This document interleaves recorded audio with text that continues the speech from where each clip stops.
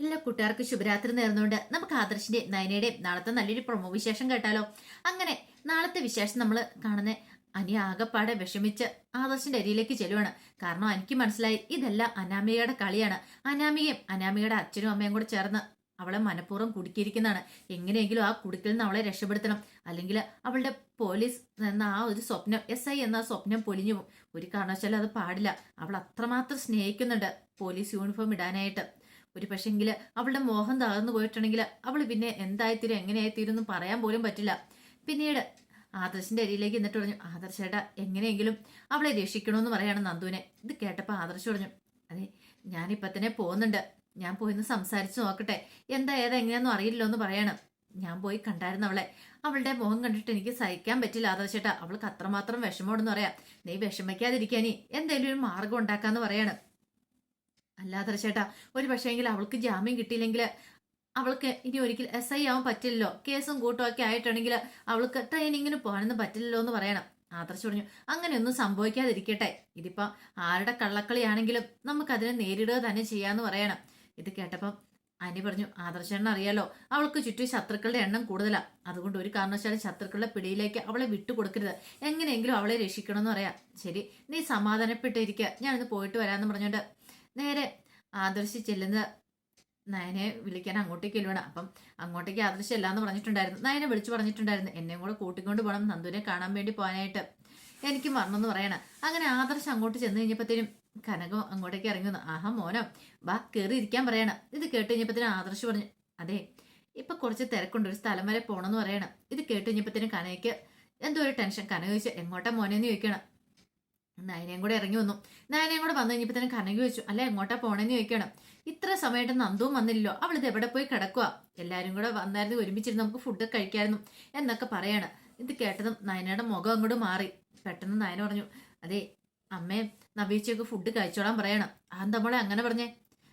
നന്ദുവും കൂടെ വന്നിട്ട് ഒരുമിച്ച് കഴിച്ചാൽ പോലെ നിൽക്കും, ഇപ്പം തൽക്കാലത്തേക്ക് അമ്മ അവളെ നോക്കണ്ടെന്ന് പറയാം. അതെന്താ അങ്ങനെ പറഞ്ഞേ? ഫ്രണ്ട്സിനോടൊപ്പം പോയി കഴിഞ്ഞാൽ പിന്നെ അവൾക്ക് വീടൊന്നും ഒരു വിചാരം പോലും ഇല്ല.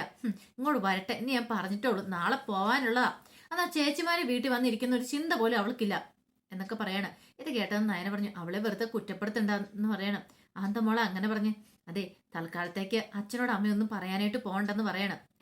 പറയാൻ പോണ്ടേ, കാര്യം എന്താ? അച്ഛനത് അറിഞ്ഞ് എങ്ങനെ പ്രതികരിക്കുമെന്ന് എനിക്കറിയില്ല, പക്ഷേങ്കിൽ നന്ദുവിനെ കാണാതെ വന്നു കഴിയുമ്പത്തിനും അച്ഛൻ തിരക്കൂന്ന് പറയണം. മോളെ നീ കാര്യം എന്താണെന്ന് പറ. അത് പിന്നെ അവളിന്ന് മാർക്കറ്റ് അവിടെ പോണ സമയത്ത് എന്തോ ഒരു പ്രശ്നം ഉണ്ടായിരുന്നു പറയണം. ഇത് കേട്ട് കഴിഞ്ഞപ്പത്തിനും പെട്ടെന്ന് കനകയ്ക്ക് ബോധോദയുണ്ടേ. കനക പറഞ്ഞു, അതെ ഒരു പ്രശ്നം ഉണ്ടായിട്ടുണ്ടായിരുന്നു, ഏതോ ഒരു പെണ്ണിനെ ഏതോ ചെറുക്കൻ ഉപദ്രവിക്കാൻ ശ്രമിച്ച സമയത്ത് അവൾ കയറി ഇടപെട്ടായിരുന്നു പറയാം. അന്നെങ്കിൽ അതിന്റെ പേരിലായിരിക്കും പോലീസ് അവളെ അറസ്റ്റ് ചെയ്തുകൊണ്ട് പോയേക്കണേന്ന് പറയണം. ഇത് കേട്ട് കഴിഞ്ഞപ്പത്തിനും കനകയ്ക്ക് സഹിക്കാൻ പറ്റില്ല. കനക പറഞ്ഞു, എന്റെ നന്ദോട്ടിന് എന്ത് പറ്റിയെന്ന് ചോദിക്കുകയാണ്. ഒന്നും പറ്റിയിട്ടൊന്നും ഇല്ലമ്മേ, ഇപ്പൊ അവള് പോലീസ് സ്റ്റേഷനിലുണ്ട് എന്ന് പറയണ. ദൈവമേ എന്ത് ചെയ്യണം എനിക്കറിയില്ല എന്ന് പറയണം. അമ്മ ഇങ്ങനെ കിടന്ന് വെപ്രാളപ്പെടല്ലേ, ഞങ്ങളൊന്ന് പോയിട്ട് വരട്ടെ, ഒരു പക്ഷെ സന്ധ്യയ്ക്ക് മുന്നേ അവളെ ഇറക്കിക്കൊണ്ട് വരാൻ പറ്റുമോ നോക്കട്ടെ, അല്ലെങ്കിൽ ചിലപ്പോൾ നാളെ ആകുമായിരിക്കും, ഒരു പക്ഷേ കോടതി ഹാജരാക്കേണ്ട വരുമെന്ന് പറയണം. ഇത് കേട്ട് കഴിഞ്ഞപ്പോഴത്തേനും വല്ലാത്തൊരവസ്ഥയായിപ്പോയി കനകയ്ക്ക്. കനക പറഞ്ഞു, ഇതെങ്ങാനും ഗോവിന്ദേണ്ണൻ അറിഞ്ഞിട്ടുണ്ടെങ്കിൽ ഗോവിന്ദേണ്ണന് സഹിക്കാൻ പറ്റില്ലെന്ന് പറയാം. തൽക്കാലത്തേക്ക് അച്ഛനോട് പറയണ്ട, അച്ഛന്റെ സ്ഥിതി അറിയാലോ, 2 അറ്റാക്ക് കഴിഞ്ഞാണ്, ഇനി ഒരു അറ്റാക്ക് കൂടെ താങ്ങാനുള്ള ശക്തി ആ ശരീരത്തിനില്ലെന്ന് പറയണം. കനക പറഞ്ഞു, ഭയങ്കര പ്രതീക്ഷയോട് കൂടിയിട്ടാണ് ഗോവിന്ദാണ്ട് ഇരിക്കുന്നത്, അല്ലെങ്കിൽ തന്നെ അവളോട് ഞങ്ങൾ എപ്പോഴും പറയുന്ന വേണ്ടാത്ത പ്രശ്നത്തിലൊന്നും പോവരുതെന്ന്. അതെങ്ങനെയാ, എന്തായാലും കണ്ടിട്ടുണ്ടെങ്കിൽ ചാടി അതിനകത്തേക്ക് വീഴും, മിന്നും പിന്നും നോക്കാൻ പോകുന്നില്ല, അതുകൊണ്ടല്ലേ ഇപ്പൊ ഇങ്ങനെ സംഭവിച്ചേ. അല്ല ആദർശ് മോനെ, അവളെ എങ്ങനെയെങ്കിലും രക്ഷിക്കാൻ പറ്റില്ലെന്ന് ചോദിക്കാം. ഇന്നെ അവളെ ഇറക്കിക്കൊണ്ട് വരാൻ പറ്റില്ലേ, നിങ്ങൾ വിചാരിച്ച അന്ന് നടക്കില്ലെന്ന് ചോദിക്കാം. അതമ്മേ ആഗ്രഹമുണ്ട് ഇറക്കിക്കൊണ്ട് വരണമെന്ന്, അതിപ്പോ പോലീസ് കേസാക്കിയിട്ടുണ്ട്, കേസാക്കിയില്ല കുഴപ്പമില്ലായിരുന്നു, കേസാക്കിയതുകൊണ്ട് നമ്മുടെ കൈപ്പിടിയിൽ ഒതുങ്ങൂല, കോടതിയെ ഹാജരാക്കണം, എങ്കിൽ മാത്രം നമുക്ക് ജാമ്യമൊക്കെ എടുക്കാൻ പറ്റുള്ളൂ, അതിനുള്ള വക്കീലിനെയൊക്കെ ഏർപ്പാടാക്കിയിട്ടുണ്ട്, ആ കാര്യത്തിൽ അമ്മ പേടിക്കണ്ട. അല്ല മോനെ, അപ്പൊ അവൾക്ക് SI ആവാൻ പറ്റില്ലേ, അവളുടെ മോഹം നടക്കില്ലേ, അവൾ എത്രമാത്രം സന്തോഷത്തിലാണെന്നറിയോ, എന്റെ നന്ദുവിന് അത് കിട്ടിയില്ലെങ്കിൽ നന്ദു തകർന്നു പോകും എന്റെ ഭഗവാനെ എന്ന് പറഞ്ഞുകൊണ്ട് ഉള്ള നേർച്ചകളും വഴിപാടുകളും എല്ലാം അവിടെ നിന്നുകൊണ്ട് നടത്തുവാണ്. ഇത് കണ്ടു കഴിഞ്ഞപ്പത്തിന് നയനോട് അമ്മ ഇങ്ങനെ ടെൻഷൻ അടിക്കാതിരിക്കും, ഒന്നും നന്ദുവിന് സംഭവിക്കില്ല എന്ന് പറയണം. മോളെ നിങ്ങൾ പോയിട്ട് വരുമ്പോൾ അവളെ കൂട്ടിക്കൊണ്ട് വരണം, എന്ത് റിസ്ക് എടുത്താലും കുഴപ്പമില്ല, എനിക്ക് തോന്നുന്നത് ഇത് മനഃപൂർവ്വം ആരോ കുടിക്കുന്നതാന്ന് തോന്നണമെന്ന് പറയണം. നയന പറഞ്ഞു, അതേമേ അത് ഞങ്ങൾക്കും തോന്നിയിട്ടുണ്ട്, മനഃപൂർവ്വം ആരോ ഇത് ക്രിയേറ്റ് ചെയ്ത കാര്യമാണെന്ന് പറയണം. അങ്ങനെയാണെങ്കിൽ അവൾക്ക് ശത്രുക്കളായിട്ടുള്ള ആ അനാമികയൊക്കെ അല്ലേ മിക്കവാറും അവളുടെ വീട്ടുകാരുമാണ് ചെയ്തേ. നന്ദു SI ആകുന്നതിന്റെ ഉള്ള ദേഷ്യം കൊണ്ട്. അല്ലാതെ വേറെ ശത്രുക്കളായിട്ടൊന്നും അറിയില്ല എന്ന് പറയാം. അവളെ കൊല്ലാൻ വരെ നോക്കിയതല്ലേ. അപ്പൊ മിക്കവാറും അവരായിരിക്കും എന്ന് പറയണം. അങ്ങനെയാണെങ്കിൽ ഞാൻ വെറുതെ വിടാൻ പോവില്ല എന്നൊക്കെ കനക പറയണം. എന്റെ നന്ദൂട്ടൻ എന്തെങ്കിലും സംഭവിച്ചാണ്ടല്ലോ ഒറ്റ ഓണത്തിന് ഞാൻ വെറുതെ വിടല്ല എന്നൊക്കെ പറയാം. ഈ സമയം ആദർശ് പറഞ്ഞു, ബാ നയനെ നമുക്ക് സ്റ്റേഷനിൽ വരുന്നത് പോയിട്ട് വരാന്ന് പറയണം. പിന്നീട് നയനെയും കൂട്ടിക്കൊണ്ട് ആദർശ് സ്റ്റേഷനിലേക്ക് പോവാണ്. ഈ സമയത്ത് നന്ദു ഇങ്ങനെ ആലോചിച്ചുകൊണ്ടിരിക്കുക. കുറെ കാലത്തെ സ്വപ്നമായിരുന്നു തന്റെ SI ആവുന്നുള്ള. ആ സ്വപ്നമാണ് ഇപ്പൊ പൊളിഞ്ഞുകൊണ്ടിരിക്കുന്നത്. ഒരുപക്ഷെ നാളെ ജാമ്യം കിട്ടിയില്ലെങ്കിൽ എന്താ സംഭവിക്കുന്നത്? ഒന്നും വേണ്ടിയിരുന്നില്ല. ആ കേസിനകത്ത് ഇടപെടേണ്ട കാര്യമില്ലായിരുന്നു. പക്ഷെ തന്റെ കൺമുന്നിൽ അങ്ങനെ ഒരു അനീതി കണ്ടു കഴിഞ്ഞപ്പം തനിക്ക് സഹിക്കാൻ പറ്റില്ല. ഇപ്പൊ SI സെലക്ഷൻ കിട്ടിയില്ലെങ്കിൽ പോലും താൻ അതിനകത്ത് കയറി ഇടപെട്ടേനം. പക്ഷേങ്കിൽ ഇങ്ങനെ ഒരു അവസരമായി പോയി. എന്ത് ചെയ്യാൻ പറ്റുമെന്ന് ഓർത്തിക്കാൻ നന്ദു വിഷമിച്ചിരിക്കുകയാണ്. ആ സമയത്താണ് ആദർശ് നയനയും കൂടെ അങ്ങോട്ടേക്ക് വരുന്നത്. നയന നന്ദുവിനെ കണ്ട ഉടനെ അങ്ങോട്ടേക്ക് ഓടി ചെല്ലുവാണ്. ഈ സമയത്ത് SI ഇവിടെ ഉണ്ടായിരുന്നു. SI ആദർശിനെ അറിയാവുന്നതുകൊണ്ട് പിന്നെ ഒന്നും പറഞ്ഞില്ല. ഈ സമയം SIയുടെ അടുത്തേക്ക് ആദർശ് അങ്ങോട്ട് കയറി ചെന്നിട്ട് പറഞ്ഞു, അല്ല സാറേ, എന്തിന്റെ അടിസ്ഥാനത്തിലാ നന്ദുവിനെ ഇവിടെ പിടിച്ചിരുത്തിയേക്കണമെന്ന് ചോദിക്കണം. ഇത് കേട്ട് കഴിഞ്ഞപ്പോൾ SI പറഞ്ഞു, അല്ല ആദർശിനെ ഞാൻ പ്രത്യേകിച്ച് പറഞ്ഞ് കരേണ്ട കാര്യമില്ലോ. പരാതി കിട്ടി കഴിഞ്ഞിട്ട് ഞങ്ങൾക്ക് അന്വേഷിക്കാതിരിക്കാൻ പറ്റില്ല. ഇത് കേട്ടപ്പം ആദർശ് പറഞ്ഞു, അതൊരു കള്ളപ്പരാതിയാന്ന് പറയണം. കള്ളപ്പരാതി ഒന്നുമല്ല, ആ പെൺകുട്ടി തന്നെയാണ് പരാതി കൊടുത്തിരിക്കുന്നേ പറയണം. ആ പെൺകുട്ടിയും അവനും കൂടെ സംസാരിച്ചുകൊണ്ടിരിക്കുന്ന സമയത്ത് അവനെ വെറുതെ പോയി അറ്റാക്ക് ചെയ്യുന്ന. അങ്ങനെയൊന്നും അല്ല സാറേ സത്യാവസ്ഥ. ഇത് ശരിക്കും മനഃപൂർവ്വം ക്രിയേറ്റ് ചെയ്താന്ന് പറയണം. ആയിക്കോട്ടെ, പക്ഷേ എങ്കിൽ പരാതി കിട്ടിയാൽ ഞങ്ങൾക്ക് അന്വേഷിക്കാതിരിക്കാൻ പറ്റില്ല. അവള് അടിക്കോ ഇടിക്കോ ഒക്കെ ചെയ്തതാ. ആ കാര്യത്തില് അവൾക്ക് ഒരു സംശയമില്ല. അവൾ അത് സമ്മതിച്ചു തരുന്നുണ്ട്. അതുകൊണ്ട് ഇനി പെട്ടെന്ന് ജാമ്യം എടുക്കാനൊന്നും പറ്റില്ല. നാളെ കോടതി ഹാജരാക്കിയാൽ മാത്രമേ ജാമ്യം എടുക്കാൻ പറ്റുള്ളൂ എന്ന് പറയണം. അല്ല സാറേ, നിരപരാധി ഒരു പെൺകുട്ടീനെ ഇങ്ങനെ വെച്ച് ശിക്ഷിച്ചിട്ട് കാര്യമുണ്ടോ? അവളുടെ ഭാവിയാണ് തകർന്നു പോകുന്നത്. സാറൊന്ന് ഓർത്തു നോക്കിയേ, ഭാവിയിലെ SI ആണ് അവള്. അപ്പൊ അവളുടെ മോഹമാണ് തകരുതാൻ പോകുന്നത്. ഒരു പക്ഷെ നാളെ ജാമ്യം കിട്ടിയില്ലെങ്കിലോ? ഇത് കേട്ടതും SI പറഞ്ഞു, അങ്ങനെയാണ് ഞങ്ങൾക്കൊന്നും ചെയ്യാൻ പറ്റില്ലെന്ന് പറയണം. സാറേ, അഭിയോടുള്ള ദേഷ്യം ഒരു കാരണവശാലും നന്ദനയുടെ മേലിൽ തീർക്കരുതെന്ന് പറയണം. ഞങ്ങളുടെ നന്ദു അങ്ങനെ ഒരുത്തിയല്ല. ഒരു കാരണവശാലും വെറുതെ ആരെയും കയറി തല്ലുന്ന സ്വഭാവമല്ല. അനീതി കണ്ടാൽ മാത്രമേ അവള് പ്രതികരിക്കുള്ളൂ. നേരെ വാ നേരെ പോകുന്നുള്ള സ്വഭാവ പ്രകൃതിക്കാരിയാ. അതുകൊണ്ട് സാറ് എങ്ങനെയെങ്കിലും അവളെ ഒന്ന് രക്ഷിക്കാൻ ശ്രമിക്കണമെന്ന് പറയണം. ഇത് കേട്ടപ്പോൾ SI പറഞ്ഞു, എന്നെ കൊണ്ട് അതിനൊന്നും സാധിക്കില്ല എന്ന് പറയണം. കാരണം FIR ഒക്കെ എഴുതി കഴിഞ്ഞു. ഇനിയിപ്പം അവളെ കോടതിക്ക് ഹാജരാക്കിയാൽ മാത്രമേ ജാമ്യം കിട്ടുള്ളൂ. ജാമ്യം കിട്ടുമെന്ന് പറയാൻ പറ്റില്ല. കാരണം മർഡർ അറ്റംപ്റ്റ് ആണ് നടന്നിരിക്കുന്നത്. ആ പയ്യന്റെ ഭാര്യയിലിനൊക്കെ പൊട്ടലുകളൊക്കെ ഉണ്ടെന്നാ പറയണേ. ഇത് കേട്ടപ്പോൾ ആദർശ് പറഞ്ഞു, ഒരിക്കലും അങ്ങനെ ഉണ്ടാകാൻ വഴിയില്ല സാറേ.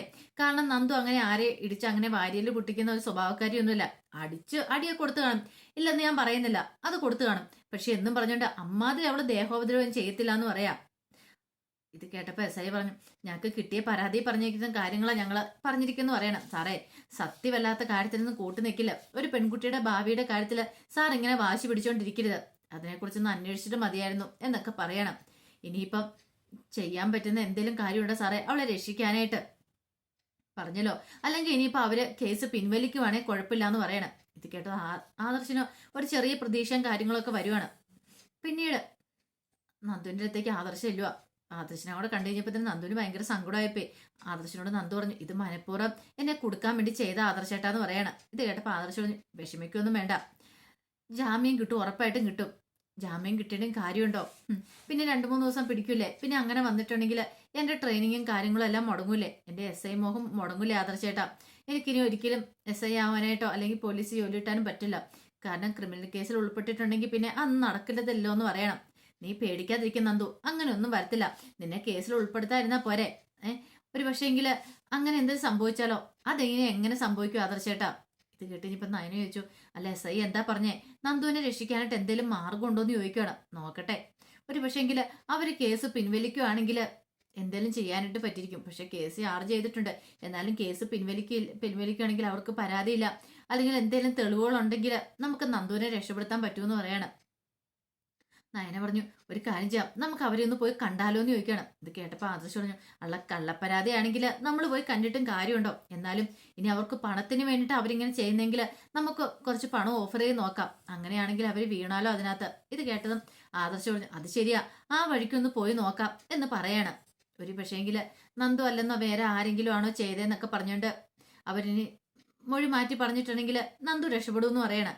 അങ്ങനെയാണ് ആ വഴിക്കൊന്ന് നീങ്ങാന്ന് പറയാം. പിന്നീട് നന്ദുനോട് നീ ധൈര്യമായിട്ടിരിക്കുക, ഉറപ്പായിട്ട് നാളെ നിന്നെ പുറത്തിറക്കിയിരിക്കും എന്നൊക്കെ പറഞ്ഞിട്ട് ആദർശ് ഉറപ്പ് കൊടുക്കുകയാണ്. പിന്നീട് നയന പറഞ്ഞ് പേടിക്കൊന്നും വേണ്ട, ഇന്ന് ഇറക്കാൻ പറ്റുമെങ്കിൽ നിന്നെ ഇന്ന് തന്നെ ഞങ്ങൾ ഇറക്കിക്കൊണ്ട് പോകും. അതിനുള്ള വഴികൾ ആദർശാണ് ഞങ്ങൾ നോക്കുന്നുണ്ട്, നീ ധൈര്യമായിട്ടിരിക്കാൻ പറഞ്ഞ് ആശ്വസിപ്പിച്ചിട്ട് അങ്ങോട്ട് ഇറങ്ങുവാണ്. പിന്നീട് ആദർശനോട് പറഞ്ഞു എത്രയും പെട്ടെന്ന് നമുക്ക് അവരെ പോയി കാണണം, ഈ പരാതി കൊടുത്തവരെ പോയി കാണണം എന്നൊക്കെ പറയാണ്. ഈ സമയം അനാമിക ഭയങ്കര സന്തോഷത്തോടെ ഒരു വീട്ടിലേക്ക് ചെല്ലുവാണ്. അപ്പൊ വീണു രേവതി ഇവിടെ ഉണ്ടായിരുന്നു. ചെന്ന ഉടനെ രേവതിനെ കെട്ടിപ്പിടിച്ചിട്ട് പറഞ്ഞു ഇപ്പോഴാമ എനിക്കൊരു സന്തോഷമായെന്ന് പറയാം. അങ്ങനെ അവള് വലിയ കാക്കയൊക്കെ ഇട്ട് തൊപ്പിയൊക്കെ വെച്ച് നമ്മളെ ഭരിക്കാൻ വരാന്ന് വിചാരിച്ചിരുന്ന അവൾക്കിടെ നല്ല പണിയല്ലേ കിട്ടിയിരിക്കണേന്ന് ചോദിക്കുകയാണ്. ഇത് കേട്ടതും രേവതി പറഞ്ഞു കുറെ കാലമായി അവള് കിടന്ന് വിലസുന്നതെന്ന് പറയണം. അത് ശരിയാ, ഇന്നത്തോടുകൂടി അവളുടെ വിലസൽ അങ്ങോട്ട് നീങ്ങിന്ന് പറയണം.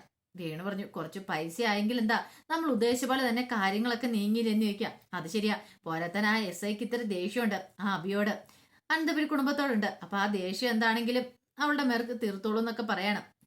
ഇത് കേട്ടപ്പോ അനാമി പറഞ്ഞു അവിടെ ഒരുത്തനുണ്ട്, ആകെപ്പാടെ മൂട്ടിന് തീ പിടിച്ച അവസ്ഥയിൽ ഓടിപ്പാഞ്ഞ് നടക്കുക. എന്താണെന്നറിയോ, ഇനി അവന്റെ കാമുകിനെ പുറത്തിറക്കാനായിട്ട് നന്ദു എന്ന് പറയുന്നവളെ അവളെ പുറത്തിറക്കാനൊന്നും പോകുന്നില്ല, അവളെ അകത്തേക്ക് തന്നെ വിടാനായിട്ടാ ഇത്ര നമ്മൾ കിടന്ന് പണിപ്പെട്ടത്. അത് അവൻ അറിയത്തില്ലോ എന്ന് പറയണം. ഇത് കേട്ടതും വേണു പറഞ്ഞു ഒരു കാരണവശാലും പുറത്താരും അറിയരുത്, നമ്മളാണ് ഇതിന്റെ പിന്നിൽ നിന്ന്. ഇല്ലച്ചാ, ഇപ്പൊ തന്നെ എല്ലാവർക്കും സംശയമുണ്ട്. എന്റെ സന്തോഷം ഞാനങ്ങനെ ഒളിച്ചു വെക്കുന്നൊന്നുമില്ല, അത് മുഖത്ത് പ്രകടിപ്പിക്കുക തന്നെ ചെയ്യും. എന്തിനാ ഒളിച്ചു വെക്കുന്നേ? അല്ല, അച്ഛനും അമ്മേനെയും വീട്ടിൽ കയറി തല്ലിക്കഴിഞ്ഞപ്പം ഈ പറയുന്ന ഒരുത്തന്റെ വായിക്കൊന്നും ആവില്ലായിരുന്നല്ലോ, എല്ലാരും സന്തോഷിക്കുകയല്ലേ ചെയ്തേ. അങ്ങനെ വെറുതെ വിടാൻ ഞാൻ ഉദ്ദേശിച്ചിട്ടില്ല എന്ന് പറയണം. അവളവിടെ കിടക്കട്ടെ, അവളുടെ മോഹം അവിടെ കിടന്ന് തകർന്ന് തരിപ്പണമായി പോട്ടെ എന്നൊക്കെ പറയണം. ഈ സമയം ദേവേനിക്കും ഭയങ്കര വിഷമായിരുന്നു. ദേവേനിയുടെ മനസ്സിലെ ചിന്തകളെന്ന് പറഞ്ഞാൽ എങ്ങനെയെങ്കിലും രക്ഷപ്പെടുത്തിയാൽ മതിയാവുള്ളൂ, അല്ലെങ്കിൽ എനിക്ക് സങ്കടമാവും. പിന്നീട് മാരർ വക്കീലിനെ വിളിക്കുകയാണ്. വക്കീലിനെ വിളിച്ചിട്ട് ചോദിച്ചു എന്തായി വക്കീലെ കാര്യങ്ങളൊക്കെ. ഇത് കേട്ട് പറഞ്ഞു ദേവേനി സമാധാനപ്പെടും, നാളെ അല്ലേ, നാളെ കോടതിയിൽ ഹാജരാക്കുന്ന സമയത്ത് നമുക്ക് ജാമ്യം എടുക്കാന്ന് പറയണം. ഒരു കാരണവശാലും അവളുടെ മോഹങ്ങളും സ്വപ്നങ്ങളും ഒന്നും തകർന്നു പോരെന്ന് പറയണം. അവൾക്ക് SI ആവണം, അതിനു വേണ്ടിയിട്ട് എന്ത് ചെയ്യാനും ഞാൻ തയ്യാറാ. എത്ര രൂപ വേണമെങ്കിലും ചെലവാക്കണമെങ്കിൽ ആ വഴിക്ക് ഞാൻ ചെലവാക്കിക്കോളാം, ഒരു കാരണവശാലും ഇത് പുറത്താരും അറിയരുതെന്ന് മാത്രം എന്ന് ദേവേനി പറയാ. ഇത് കേട്ടതും മാരാർ വക്കീൽ ഉറപ്പ് കൊടുത്തു. ദേവേനി സമാധാനം ഇരിക്കുക, പുറത്ത് ആരോടും പറയാനും പോകുന്നില്ല, നമുക്ക് ഈ കേസിൽ നിന്നൊക്കെ അവളെ ഊരിയെടുക്കാം. ആര് കൊടുക്കാൻ നോക്കിയാലും അവളെ ഇനി കൊടുക്കാനൊന്നും പറ്റില്ല, ആ വീതം നമ്മൾക്ക് ഊരിയെടുക്കാന്നൊക്കെ പറഞ്ഞ് ദേവേനിക്ക് ഉറപ്പ് കൊടുക്കുകയാണ്. അപ്പൊ അതിന്റെ വിശേഷങ്ങളൊക്കെയാണ് നാളെ കാണുന്നത്. ഉറപ്പായിട്ടും നാളെ അങ്ങനെ നന്ദുവിനെ പുറത്തിറക്കും. നന്ദുവിന്റെ സ്വപ്നം നടക്കുക തന്നെ ചെയ്യും. പക്ഷേ എങ്കിൽ ഇനി പടി കിട്ടാൻ പോകുന്ന അനാമികയ്ക്കാണ്. ഇനിയിപ്പം നന്ദു പുറത്തിറങ്ങി അനി വെറുതെ ഇരിക്കത്തില്ല. എനിക്കറിയാം അനാമിയെ ചതി ചെയ്യുന്നുള്ള കാര്യം. ഇപ്പൊ നയനയാണെങ്കിലും അവരാണെങ്കിലും വെറുതെ ഇരിക്കില്ല. പിന്നെ നന്ദു വെറുതെ ഇരിക്കുമോ? നന്ദു എന്താണെങ്കിലും SI ആയിട്ട് തിരിച്ചു വന്നിട്ടുണ്ടെങ്കിൽ നല്ല പണി തന്നെയായിരിക്കും കൊടുക്കാനായിട്ട് പോകുന്നത്. കാരണം ഇത്രയൊക്കെ ചുറ്റിച്ച് കഴിയുമ്പോഴത്തേനും പിന്നെ ഉറപ്പായിട്ട് അവരുടെ നാവിൽ നിന്നറിയും ആരാ ഇത് ചെയ്യിച്ചെന്നൊക്കെയുള്ള കാര്യം. അവസാനം അനാമിയെ ഇവരും വേണുമൊക്കെ ചേർന്നിട്ടാന്ന് അറിഞ്ഞു കഴിഞ്ഞാൽ പിന്നെ ദേവേനയും വെറുതെ ഇരിക്കത്തില്ല, ദേവേനെ അടിച്ചിറക്കുക തന്നെ ചെയ്യും അവളെ വീട്ടിൽ നിന്ന്. അപ്പൊ അതിന്റെ വിശേഷങ്ങൾക്കായി നമുക്ക് കാത്തിരിക്കാം കേട്ടോ. ഒരിക്കൽ കൂടി എല്ലാവർക്കും നല്ലൊരു രാത്രി ആശംസിച്ചു നിർത്തുന്നു. നന്ദി.